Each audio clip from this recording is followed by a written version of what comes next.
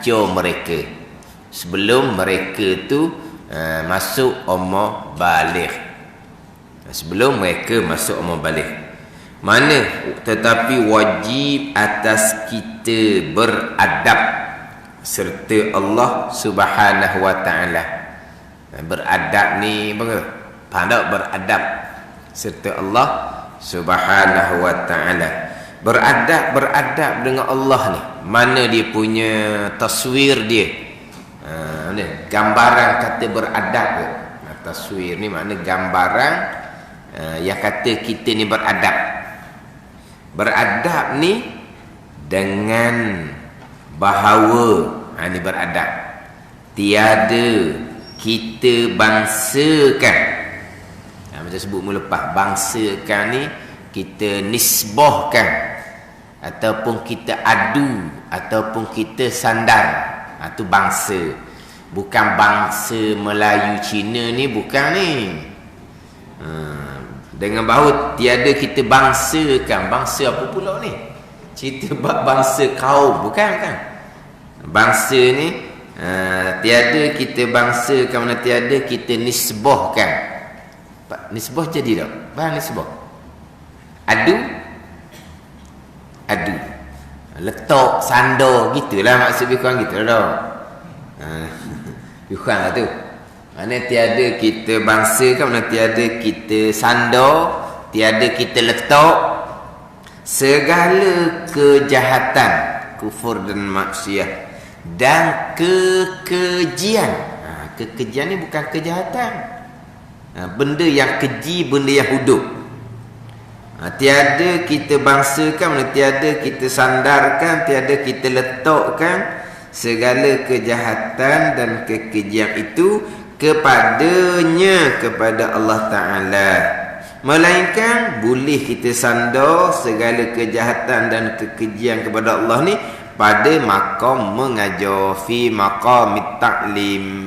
Melainkan maqam mengajar sahaja kita boleh menyandarkan, bangsakan, sandar letak segala kejahatan dan kekejian kepada Allah Subhanahu wa taala. Tetapi wajib atas kita beradab serta Allah. Tetapi ini dia berkait dengan atas terdahulu. Melengkapi mungkinun perkara yang harus berlaku, harus tidak berlaku, akan yang baik dan yang jahat. Jahat dipanggil mungkinun juga, perkara yang harus berlaku dan harus tidak berlaku. Harus ni bukan harus syarak. Perkara jahat ni bukan harus syarak, harus akal. Harus akal macam mana ni? Mungkinun. Perkara yang akal kita boleh terima. Kalau sebut kata berlaku, iyalah boleh terima. Sebut kata tidak berlaku, boleh terima. Samalah bahaya hak sama je. Kalau kata orang tu semayang, boleh, baru benar akal boleh terima. Hak semayang tu wajib tu kau syarak. Kita ukur akal. Kalau sebut orang semayang, akal boleh terima ke tak? Boleh terima. Kalau sebut kata tak semayang, boleh apa manusia? Tak semayang, akal boleh terima. Maka semayang harus pada akal, tak semayang harus pada akal. Tak semayang ni jahat. Jadi hak jahat ni pun perkara yang harus pada akal, dia panggil mumkinun. Mana semayang pun harus pada akal, tak semayang pun harus pada akal. Bila sebut kata orang semayang, akal boleh terima. Kalau sebut kata orang tak semayang, akal boleh terima. Hak semayang hukum dia wajib syarak. Tak semayang kok haram, berdosa lah pada syarak. Ini harus di sini harus pada akal. Harus pada akal. Yang baik pun harus pada akal berlaku. Yang jahat pun harus pada akal berlaku. Sebab apa? Ini mungkinun. Jadi kita Ahlussunnah wal Jamaah, kita berpegang Allah yang bersifat kudrah dan iradah, mengada dan menentukan akan perkara mungkinun. Kita dah dudukkan kudrah, ta'alluq fungsi kudrah, mengada. Iradah, ta'alluq iradah fungsinya menentu. Jadi Allah mengada menentu ni akan apa? Akan perkara mumkinun, perkara yang harus berlaku dan perkara yang harus tidak berlaku, harus pada akal. Jadi harus berlaku, harus tidak berlaku ni melengkapi, merangkumi perkara baik mumkinun, perkara jahat mumkinun. Jadi perkara jahat pun datang daripada kudrah dan iradah Allah. Ta'alluq kudrah, ta'alluq iradah itulah qada dan qadar. Gitu. Jadi kita pergi perekah kok qada qadar lah. Kita duk bicara rukun bicara sifat yang ke-8 ni iradah. Kita duk bicara nak mengenal Allah. Mengenal Allah, kita pun beriman dengan Allah. Rukun iman yang pertama. Sekarang kira-kira kita mengaji sifat 20 ni untuk melengkapi rukun iman yang pertama. Beriman dengan Allah. Beriman dengan Allah mana ni? Allah yang bersifat dengan wujud, Allah yang bersifat dengan qidam, Allah yang bersifat dengan baqa. Jadi kita duk mengaji iradah ni termasuk kita nak beriman dengan Allah, rukun yang pertama. Mengaji sifat kudrah pun nak masuk dalam beriman dengan Allah, rukun Islam iman yang pertama.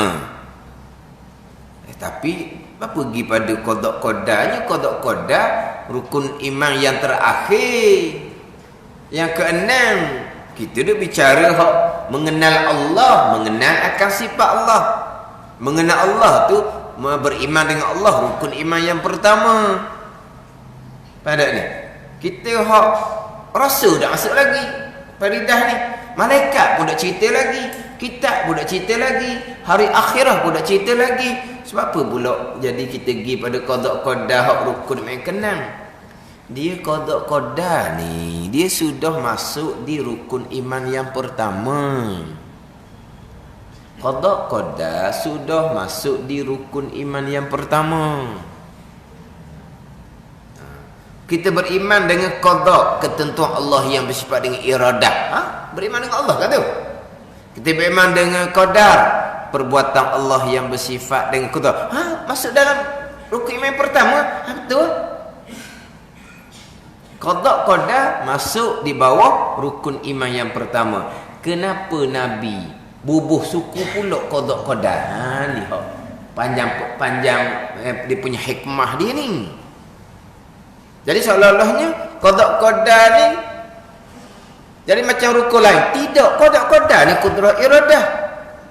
Dah sebab apa cerita bab qada je?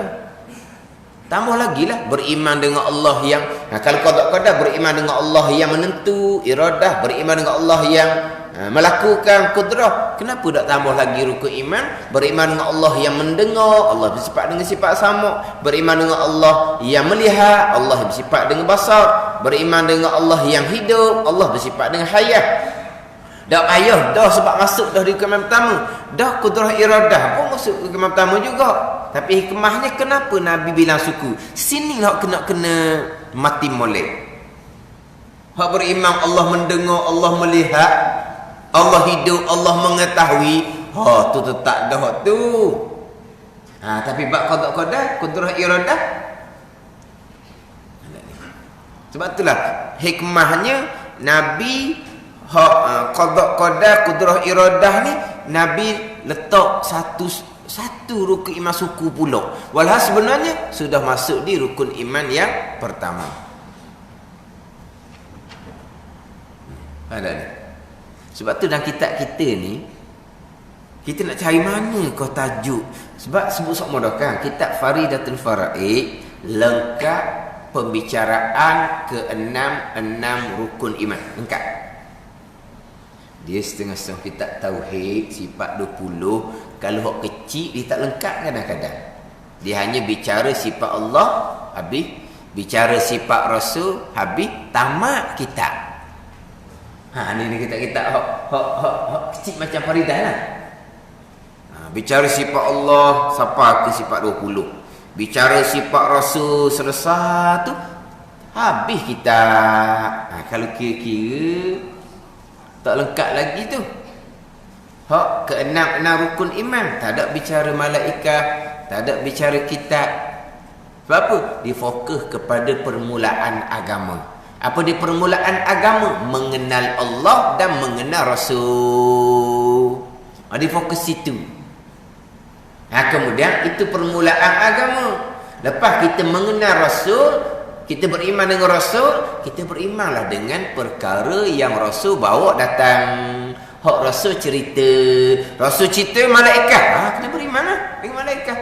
Rasul cerita kitab, kena berimanlah dengan kitab. Rasul cerita bab hari akhirah, kena berimanlah. Sebab kita beriman dengan Rasul. Tapi beriman dengan Allah dan Rasul ni hak permulaan agama, mengenal Allah, mengenal Rasul. Apa tu kitab dia hanya bicara 2 rukun saja.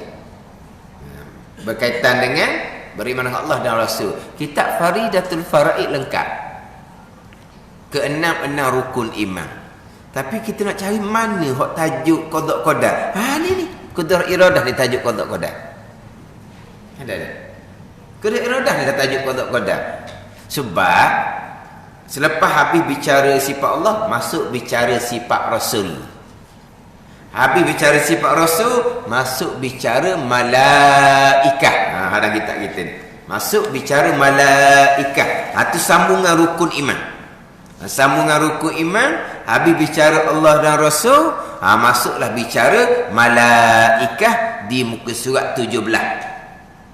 Habis bicara malaikat di muka surat 17, muka surat 18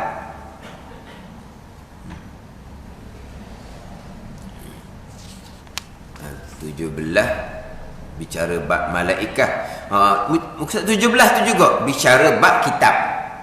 Di muka 17 tu juga selepas bicara malaikat terus masuk bicara kitab.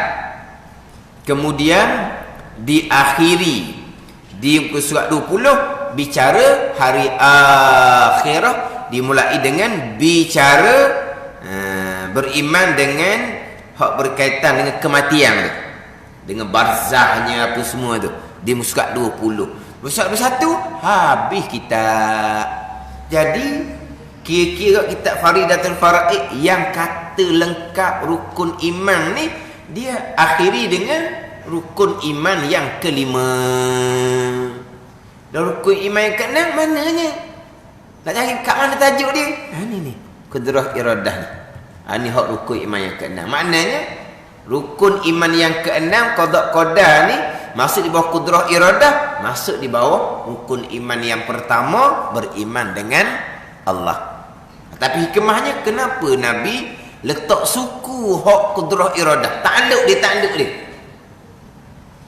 Mengadakan takluk fungsi qudrah, menentukan takluk fungsi iradah. Kenapa Nabi bilang suku? Sebab di sini hak banyak terpesong.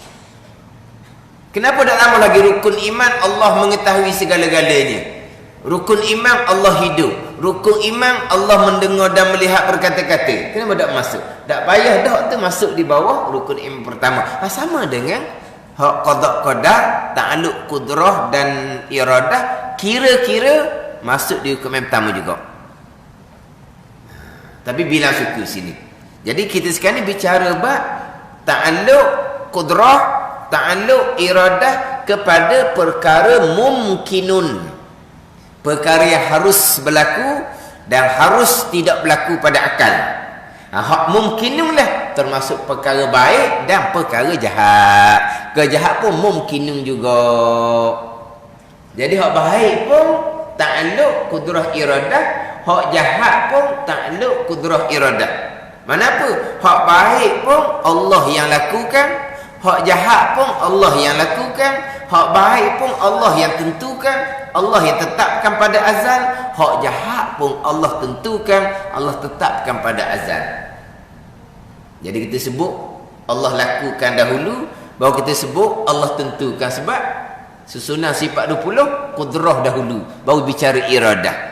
Tapi kalau kita balik kepada rukun iman yang keenam, kita akan bicara ketentuan dahulu. Iradah. Walah bicara bab perbuatan Allah, kudrah. Kita bicara pelan lah dahulu. Pelan, pada pelan. Baru kita bicara pelaksanaan. Ketentuan lah dahulu. Tapi kalau ikut sebab 20 ni, dibicara buat dulu. Buat tu di kudrah. Allah buat ni buat gitu dah. Dah Allah buat sebagaimana seperti yang Allah tentukan pada azal. Barulah susuli dengan iradah. Tapi sifat 20 dimulakan dengan Allah buat. Makna apa ni? Perbuatan Allah dahulu dimulakan. Sebab yang zahir di kita, perbuatan Allah ke ketentuan Allah? Ketentuan Allah azali, waktu malaikat pun tak tahu. Jadi hak zahir depan kita, gerak diam kita ni. Siapa buat? Allah buat. Bicara hak zahir dulu. Allah buat.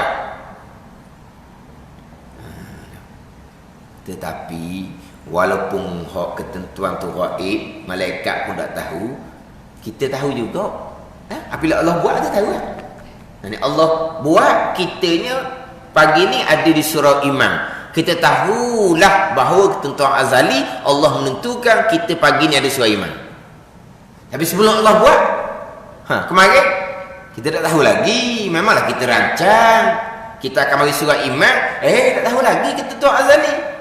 Sakit perut ke macam mana ke, boleh jadi belaka. Sampai masa Tuhan pun buat.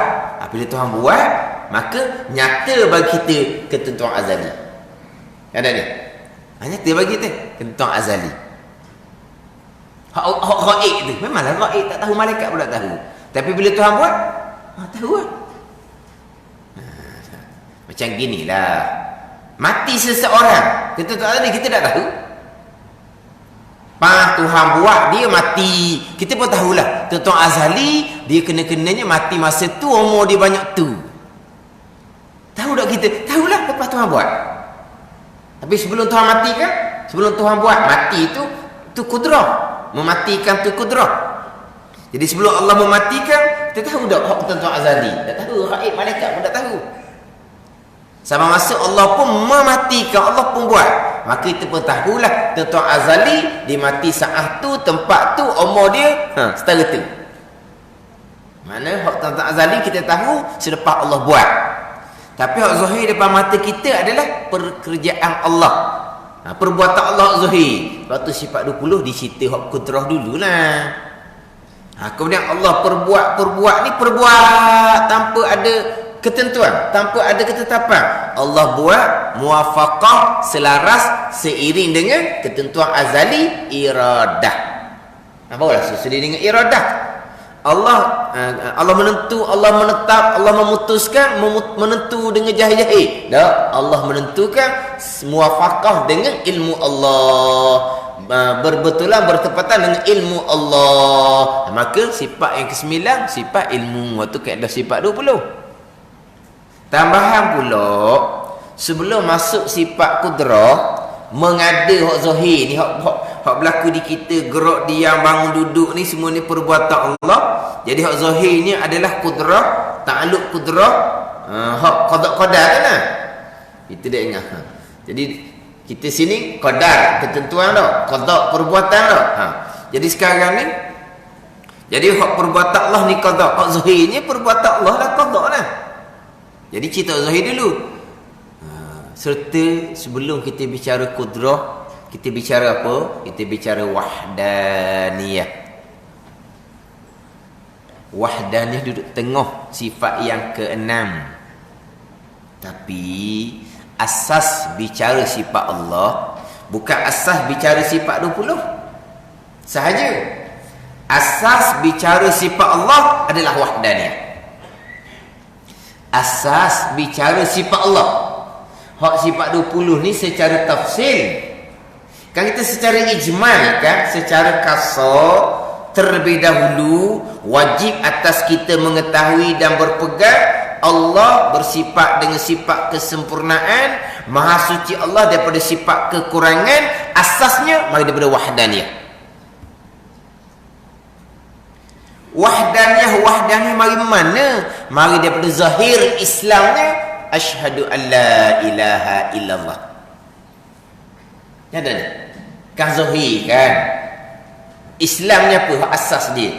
Asyhadu an la ilaha illallah wa asyhadu anna Muhammadar Rasulullah. Itu asas Islam. Jadi la ilaha illallah ni nafi dan isbat. Tahu tak nafi? La ilaha isbat, netap illallah. Gitu. La ilaha, tiada Tuhan, dipanggil nafi. Nafi lah, tahu nafi. Nafi ni bahasa Arab. Kita nafi apa? Penafian. Bila kena tuduh kan, oh dia nafikan. Ya tu, nafikan tu tidaklah. Tak ada. Satu lagi ni isbat. Melainkan Allah. Tu nafi isbat. Kenapa datangkan nafi isbat? Kenapa tidak aku nak saksi bermula Allah ialah Tuhan? Tak ada. Aku nak saksi bermula Allah ialah Tuhan. Kenapa tiada Tuhan melainkan Allah? Tiada Tuhan ni nak royak apa lagi? Memang tak ada dah Tuhannya. Allah je Tuhan. Kenapa datangkan nafi dulu? Kita akan bicara nafi isbat. Tapi nafi isbat ni kaedah bahasa Arab dibawa pada hasar. Hasar dengan mana apa? Tersimpan. Tersimpan pun kita tak faham terjemahan tu. Hasar ni kalau kita keluar perkataan jua. Hanyalah, sajalah, itu hasar. Ada ni? Tiada Tuhan melainkan Allah, yakni Allah jua Tuhan. Jua tu mari mana tu? Hasar dipanggil. Timur mana jua ni? Mari daripada ada nafi, ada isbat. Kita pun cakap Nabi ada buat gitu. Tak mari belaka cakap je janji macam-macam. Tak mari belaka hok ramai-ramai tu cakap bohong je. Tak mari belaka. Malaikat mamak je mari. Malaikat mamak. Tak mari belaka. Malaikat mamak. Apa maksudnya? Mamak sajalah hok mari. Gitu lah. Kedak gimana gitu? Tak mari belaka. Malaikat mamak. Kita faham kat mana? Fahamnya mamak sajalah. Sajalah dia panggil hasar. Jua. Hanyalah. Itu hasar. Macam ginilah iyyaka na'budu wa iyyaka nasta'in. Akan dikau kami sembah. Akan dikau kami minta pertolongan. Perasan tak tu? Terbalik itu. Padahal tak terbalik. Kami sembah akan dikau ya Allah. Kami minta pertolongan akan dikau ya Allah. Kan terbalik tu kan? Akan dikau kami sembah. Hak kita duk baca sama-sama tu. Kasar tak tu? Tak terbalik tu. Tapi kenapa bahasa Arab terbalik seumpama tu? Faedah hasar dia panggil. Apa hasar? Akan dikau jualah. Kami sembah tidak kepada yang lain. Itu hasar. Itu bahasa Arab. Jadi nafi isbat ni bawa pada khasar, tiada Tuhan melainkan Allah, dengan bahawa Allah jua Tuhan. Itu wahdaniyah. Itu asasnya Islam adalah di keesaan. Itu hak Islam. Kita pun masuk kepada iman.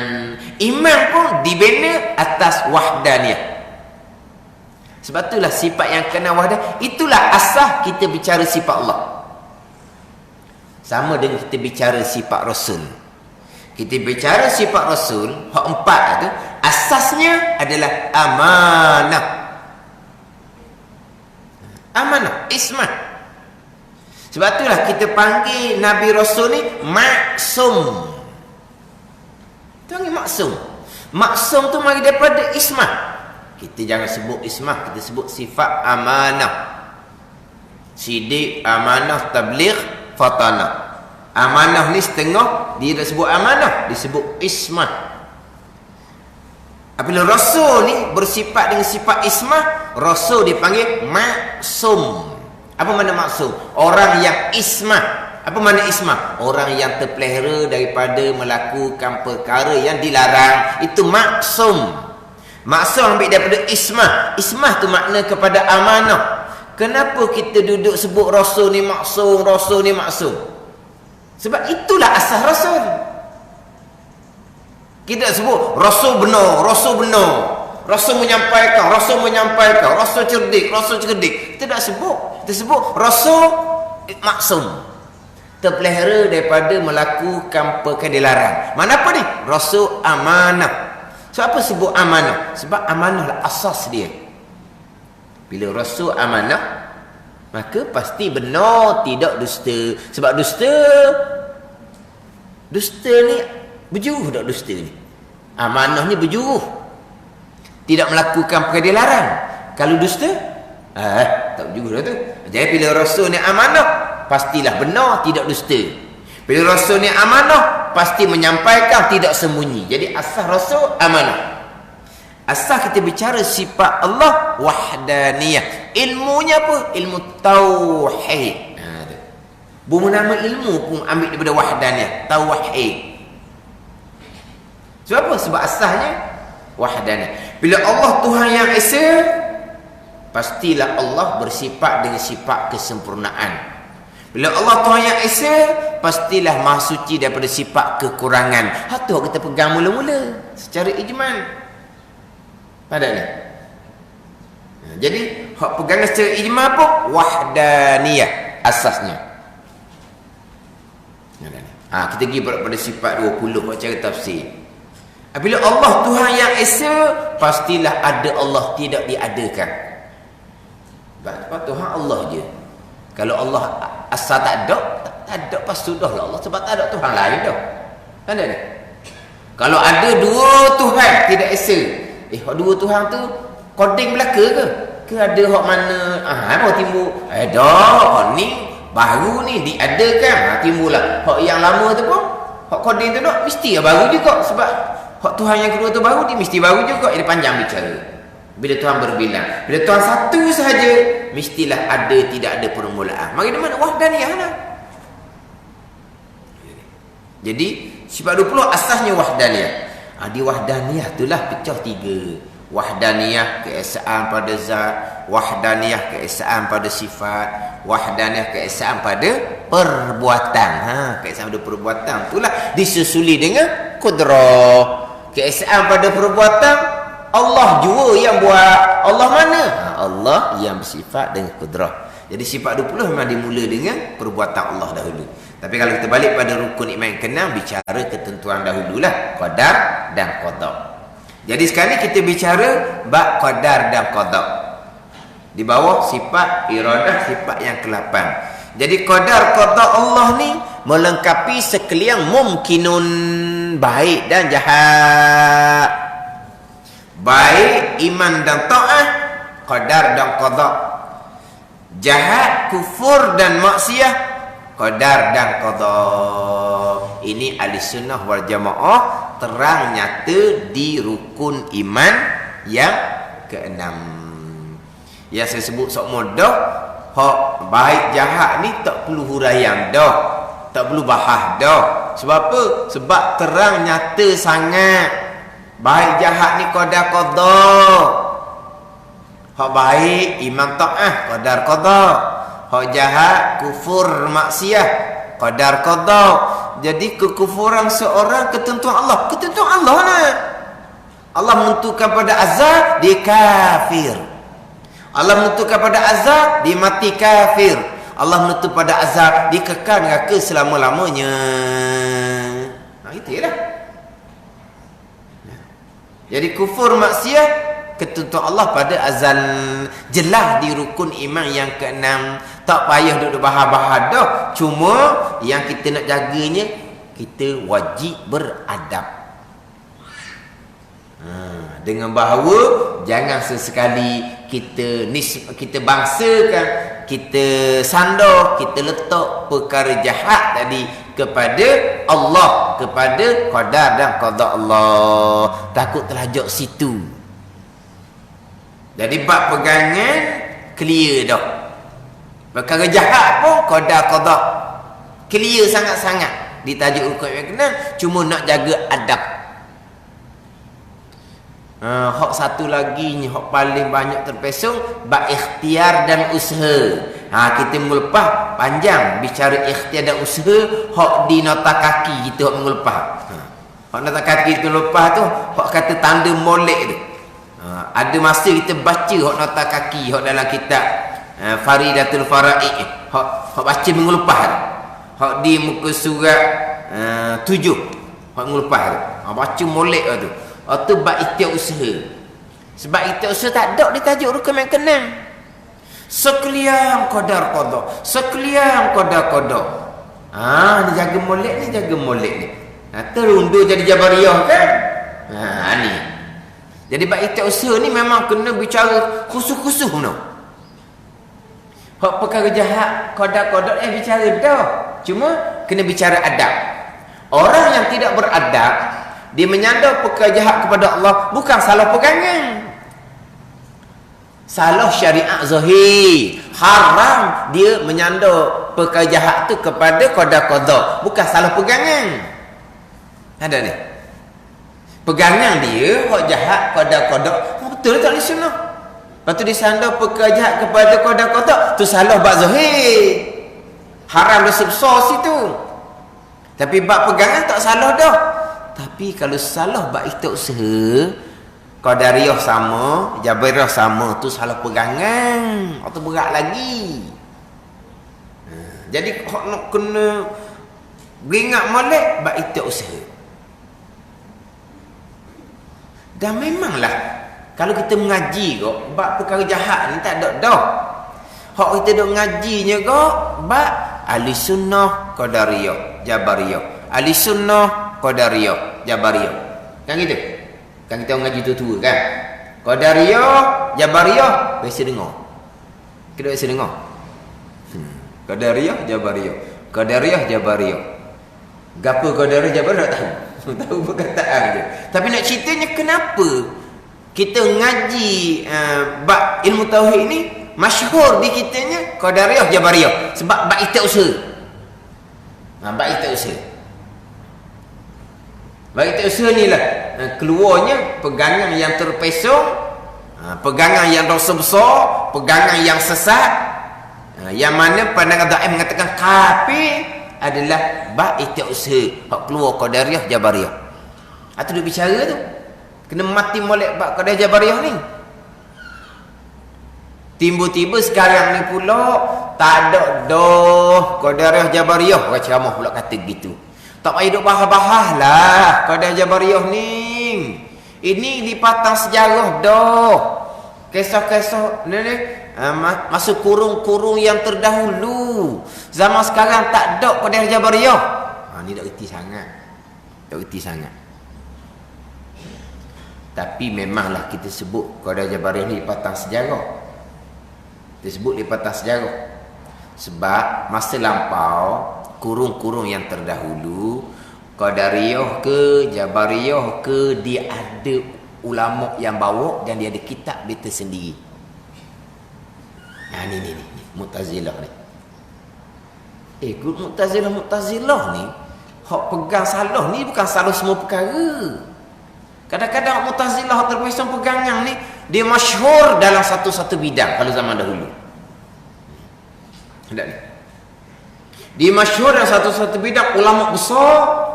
Dia dalam bab pegangan pun clear, ada satu pegangan dia hak terpesong. Tapi cukup dah lah. Tapi nak kata bukan kata Qadariyah, Jabariyah ni orang jahil, bukan.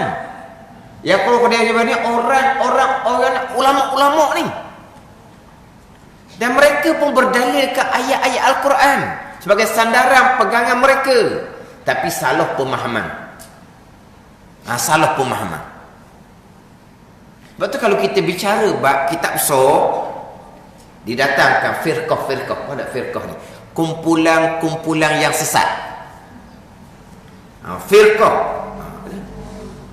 Bahasa Melayu tak ada firqah tau. Dipanggil firqah yang sesat. Kumpulan-kumpulan yang sesat. Dia kata Qadariyah. Apa pegangan dia? Apakah ayat Al-Quran menjadi dalil pegangan dia? Didatangkan ayat apa semua. Kemudian bawah tu barulah didatangkan pula huraian ulama ahli sunnah jemaah. Salahnya betul mana? Pada ni. Lepas tu sekarang lagi lah kita tak pelik. Dia ngaji agama. Mana mungkin dia berpegang akidah Mu'tazilah. Mana mungkin. Apa orang dulu lebih alim lagi orang dulu kan. Lepas tu kisah kita balik pada kisah-kisah lampau kan. Contoh kisah Ma'bad Al-Juhani. Itu ulama Ahlussunnah yang masyhur. Tiba-tiba kemudian terpesong jadi Mu'tazilah. Maknanya Mu'tazilah yang sebenar, mereka ada ulama mereka, lepas tu dipanggil ulama Mu'tazilah. Dan ada kitab-kitab mereka dan kerajaan Islam, khalifah Islam, beberapa khalifah Islam kita maklum dipengaruhi oleh ulama Mu'tazilah. Khalifah Mu'tasim, Khalifah Ma'mum, di beberapa khalifah yang dipengaruhi oleh ulama Mu'tazilah. Pada masa itu ulama Ahlussunnah dihukum, ditangkap, dipenjara. Masa itu. Tapi Mu'tazilah ulama pada masa itu. Tapi apabila ulama Ahlussunnah ni, patut sekarang tak sebelah, dia siapa tu? Masyhur, tu kadang-kadang masyhur je. Masyhur. Maka surah qailuh. Ramai dah sebut masyhur lah. Ilmu semestinya banyak. Tak. Masyhur. Bahkan kalau kata, dia bukan masyhur panggilan orang awam. Masyhur di kalangan orang-orang agama. Sebab kita ni sebenarnya, orang tu berilmu ataupun tidak, bukan orang awam yang bubuh. Kalau orang awam yang bubuh ikut mana sedap dia sedap ngaji waktu. Tahu alim tu. Dia ngaji mana? Tak tahu. Dia bukan tadi alim. Sedap cakap. Dia sedap cakap. Nilai yang orang awam. Kita tak pakai nilai yang orang awam. Orang tu berilmu ataupun tidak, di kalangan orang berilmu yang kata dia tu berilmu. Boleh pakai.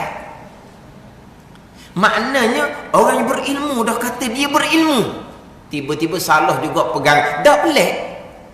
Sebab masa lampau ulama-ulama ada kitab apa semua Mu'tazilah ni. Asal dia gitu. Ada ni. Kita tak lihat kita ni dia salah pegangan dia tu. Tak mungkin dia apa? Dia bijak buat hukum akan pekoh. Pekoh kita bicara bab tauhid. Bab lain. Ada ni. Tapi kalau ulama dahulu dia alim semua bidang, bukan macam kita sekarang. Tapi berlaku juga terpesong pegangan.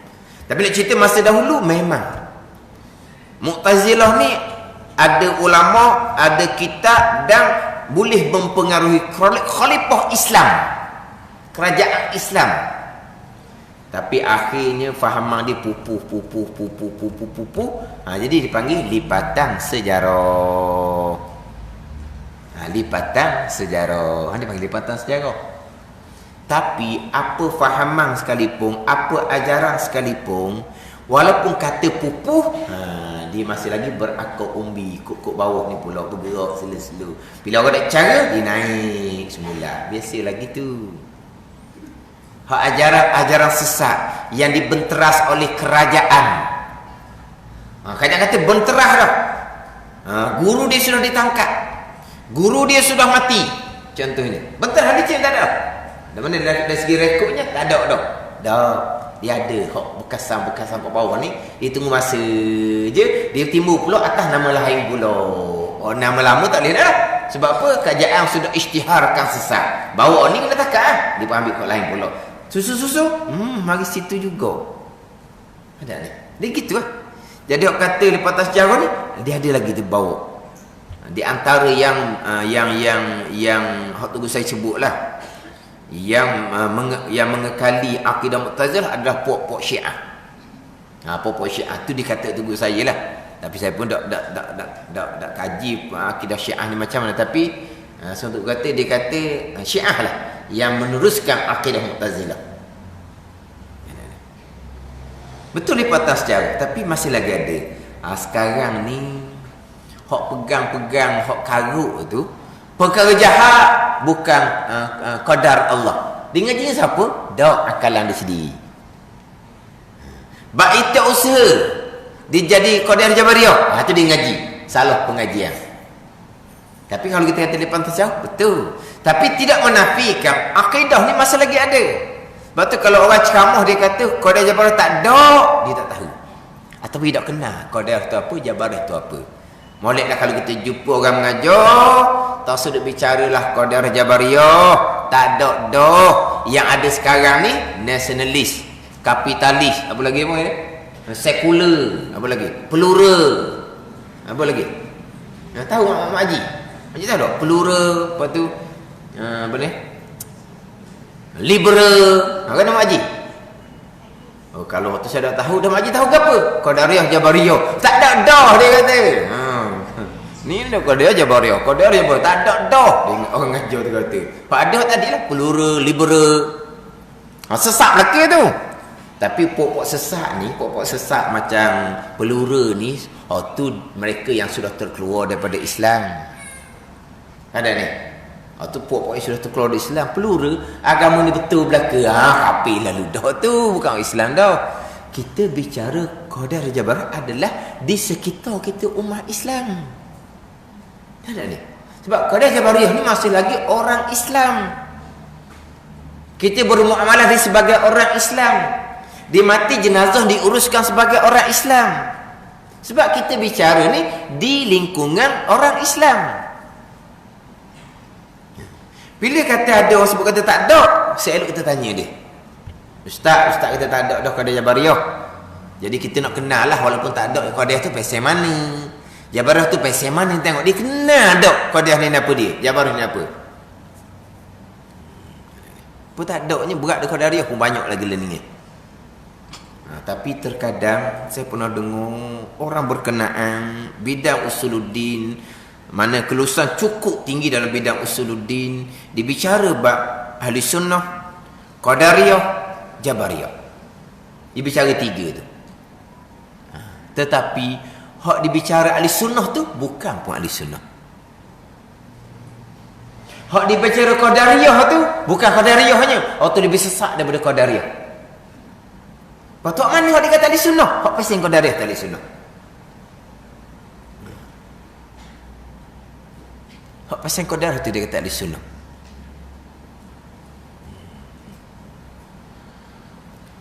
Dengar saya, bukan dia kata ahli sunnah tu dia kata jabariyah. Ahli sunnah tu dia kata jabariyah. Ahli sunnah yang sebenar, qadariyah ahli sunnah yang sebenar. Ahli sunnah sebenar bagi dia. Ahli sunnah dia penghuraian. Kita kata tu bukan ahli sunnah tu qadariyah. Lepas tu dia penghuraian. Jabariyah gini. Jabariyah tu sebenarnya ahli sunnah. Lepas tu dia kata qadariyah tu bukan qadariyah. Tu hak kafir tu. Jadi sekarang ni hak qadariyah dia kata tu, tu bukan qadariyah sebenar, tu hak kafir. Hak ahli sunnah dia kata ahli sunnah tu qadariyah. Kemudian hak dia kata jabariyah tu ahli sunnah. Bukan jabariyah ahli sunnah. Hak dia kata jabariyah, itulah hak sebenarnya, bukan ahli sunnah. Ada ni. Ni hak tidak menafikan qadar jabariyah ni. Hak tidak menafikan qadar jabariyah. Hak saya sebut tadi tak ada dah qadar jabariyah. Itu satu penyakit. Hak ni yang duk tekan bab ahli sunnah, qadariyah, jabariyah, dan bidangnya pun bidang usuluddin. Tiba-tiba hak dikata ahli sunnah itu qadariyah. Hak dihuraikan qadariyah itu bukan dah, itu akidah yang kafir. Lepas tu hak dihuraikan jabariyah, hak sesat ni kena hak itulah ahli sunnah. Dia tak kenal ahli sunnah hak mana. Jadi kalau kau dulu duduk qadariyah, jabariyah, duduk mulut sokmo tu, memang tu lah fitnah besar pada masa kita sekarang. Bab ikhtiar dan usaha. Nak pastikan bahawa kita betul-betul duduk di landasan ahli sunnah wal jamaah. Ahli sunnah wal jamaah ni sebut sangat. Ahli sunnah wal jamaah. Ahli sunnah wal jamaah. Buih mula-mula ahli sunnah wal jamaah. Gapo dia tak tahulah ahli sunnah wal jamaah ni. Jadi kita kena kejak dah bab ikhtiar usaha. Kita sebut waktu berulang kali melepas kita baca sekitar melepas. Cerita bab ikhtiar usaha ahli sunnah macam mana, Qadariyah macam mana, Jabariyah macam mana. Hak nak kita Faridah muka surat 7, hak nak kaki luar atas sekali tu. Tu bacalah. Apa tu kena tanda sebab kita nak kena baca sendiri. Kena tanda lah sikit untuk dengan tandaan hak faham cara kita lah. Orang lain baca tandaan kita tidak faham. Kita tengok. Mu dah baik ke apa? Mu catat ke apa? Aku dah faham pun. Mu dah faham. Aku faham lah. Aku tu kan catat. Ada orang tu kata gitu. Dia kedok tahu dia faham. Dia kedok dia faham tak tahu lah. Dia punya catat. Anak tengok. Apa catat gitu? Betul lah. Betul lah. Mu tak reti aku tulis ke apa? Dia reti dia tulis tu. Mana? Mana aku tahu dia tulis gitu pun dia reti. Jangan orang tua-tua ni sebab dia ada dah asas-asas. Lepas tu dia kena catat sebab kita nak baca tu.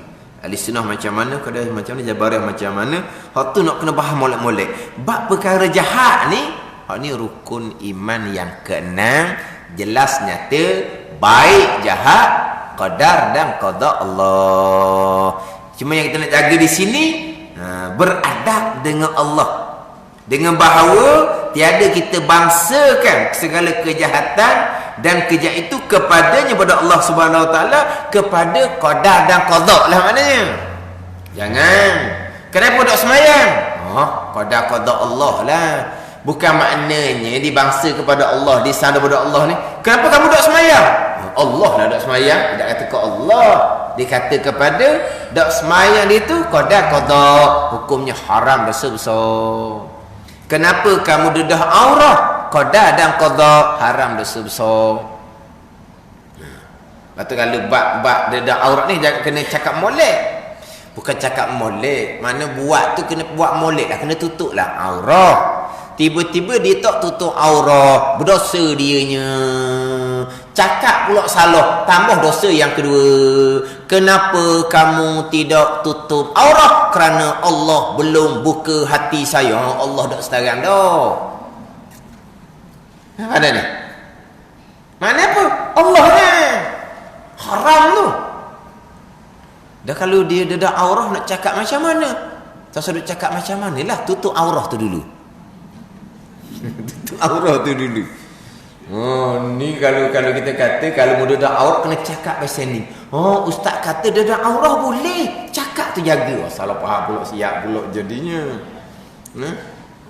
Bukan tak boleh dedah aurat. Tapi jangan duk cakap sandar ke Tuhan. Dah kalau dak salah ke Tuhan, tak apa. Dedah aurat tak apa, orang berdosa. Tapi kalau dia sandar pula ke Tuhan, 2 kali berdosa lah jawapan dia. Kenapa kamu dedah aurah? Kerana hati saya belum terbuka. Tu jahat dia. Hati saya belum dibuka oleh Allah. Allah dah setara dah situnya. Kerana hati saya belum terbuka. Tu jahat dia. Derhaka dia. Berdosa dia. Perang adab baik dia. Tapi kalau kata Allah belum buka hati saya, mana Allah lah. Tapi hakikinya betul lah Allah dah buka hati dia, betul lah. Tapi disandar pada Allah tu tidak beradab, haram, dosa. Kenapa tidak tutup aurah? Hati saya belum terbuka, saya nak pergi Mekah dulu, lepas balik Mekah baru nak tutup aurah. Ada macam-macam. Ada pula jawab, belum sampai seru. Mana belum sampai seru? Belum sampai seru Israel ke mana? Belum sampai seru Israel. Mana apa belum sampai seru? Mana? Tuhan belum buka hati. Jangan. Wajib beradab. Jadi kita bab pegang syahadah perkara jahat, qada dan qada, tapi kena jaga bab adab percakapan. Jadi kita bab adab percakapan kita sambung pula lah minggu depan. Masih lagi di tempat yang sama, tetapi wajib atas kita beradab dengan Allah Subhanahu wa taala, serta Allah dengan bahawa tiada kita bangsakan segala kejahatan dan kekejian itu kepada Allah, melainkan pada maqam mengajar. Wallahu a'lam.